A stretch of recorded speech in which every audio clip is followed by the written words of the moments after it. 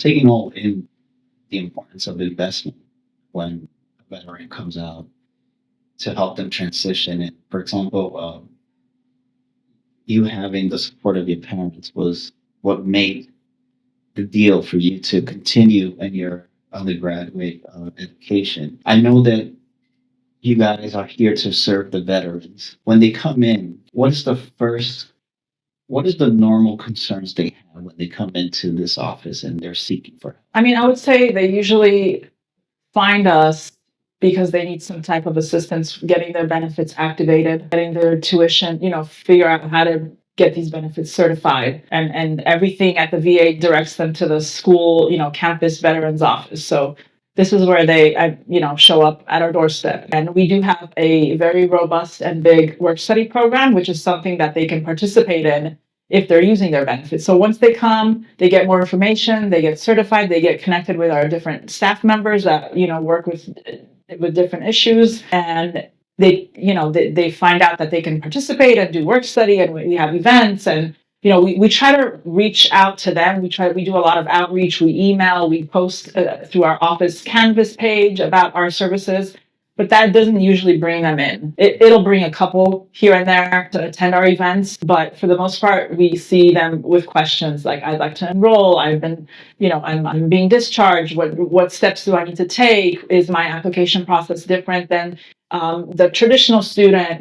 How can I get credits for my military experience? That type of thing, like benefits, credits. Can I get an application fee waiver? So any kind of questions where they're trying to see where their veteran status will assist them in any way. They usually come to us, and then they see what other services we provide, and sometimes we get involvement from them, and they continue to work with us, going forward during their college experience. Interesting. And in these years, because you have the experience of being a soldier and now you became a veteran and you had the support system, but you probably know some of those that don't have that support system. How hard is for a veteran that doesn't have a good support system to transition to education? I mean, I will say it's gotten easier, like, so with the generosity of the GI Bill, but even that's difficult. I don't, because you need more than just, the support financially to be here. But if you're here, during COVID was a good example. We had students who were single parents and their kids were so our population, the veteran population, and I should say military affiliated population, because we don't just have student veterans, we have student service members and we have their family members that we have to work with. So we say military affiliated, or people say connected.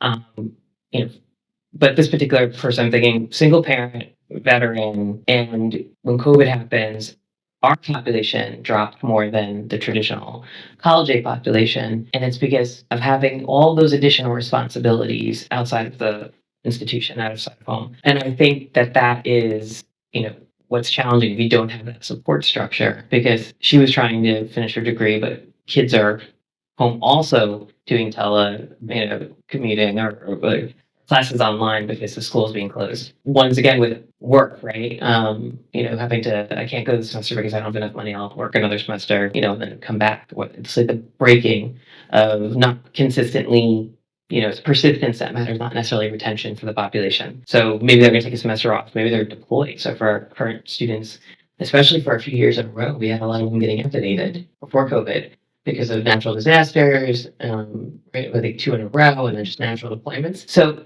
if you don't have that something foundation, you could say, right? So it doesn't have to be, I guess, family, but friendship, a community, someone who's going to help you, then it's really challenging to do this on your own, because higher education is challenging, right? The additional responsibilities I think our students have outside of here, because here, our average age of a veteran is 31. The average age of a student who's in the service currently is 27. Even the dependent population is 25, right? So spouses and dependent children, if they don't have each other to lean on, right, then that's going to make their ability to succeed in higher ed, or really integrate into the community.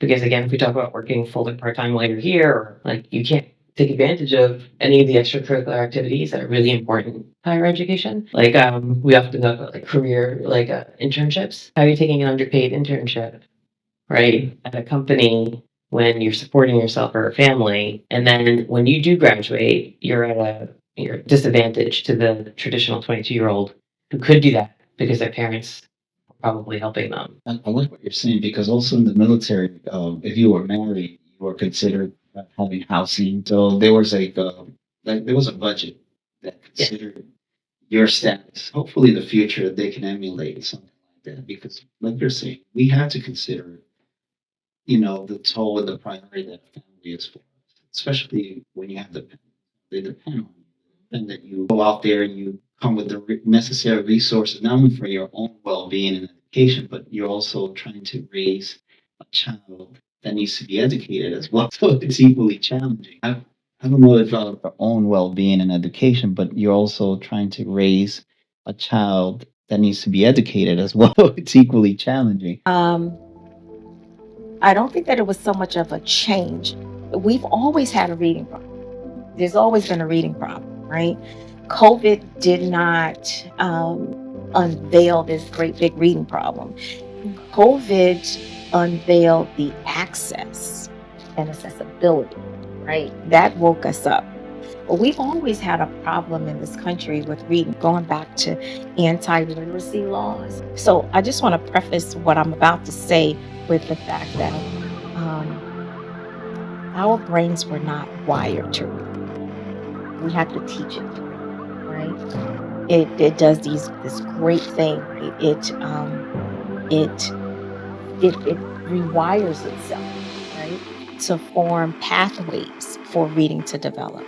A lot of people don't understand that. It's very different than language. Language, you can put a child in a room full of people who are speaking and they will speak. You don't have to teach them how to talk, right? That is not going to happen for reading. You cannot sit someone in a room full of people who are reading, whether they're reading out loud or silently. It's not going to happen. You have to teach it to read, right? That starts very early. What we think is reading starts in kindergarten, and then we build these habits in kindergarten. And if we think that, we're 5 years already behind, right? Reading starts really at the moment of conception. How?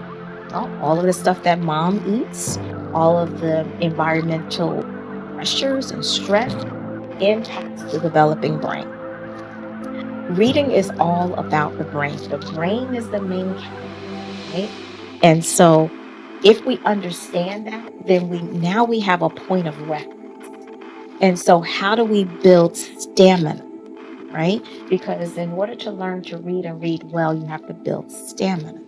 I'm like, this is a race, right? Not for the quick athlete, but it's endurance. And it took us years, decades to get here. My book has only been out since August. It's not going to take months for us to get out. And so people have to come to the point where I came to and say, okay, I reflected, now I see, and now I'm going to do better. When you know better, you do better.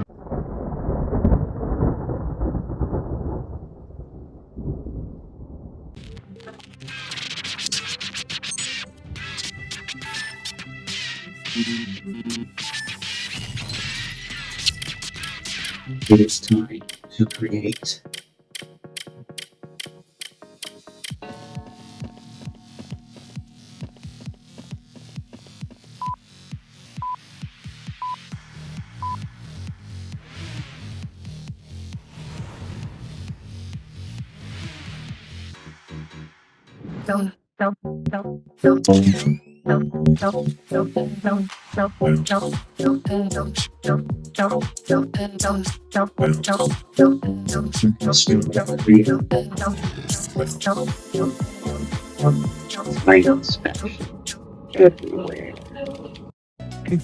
I'm trying to coexist.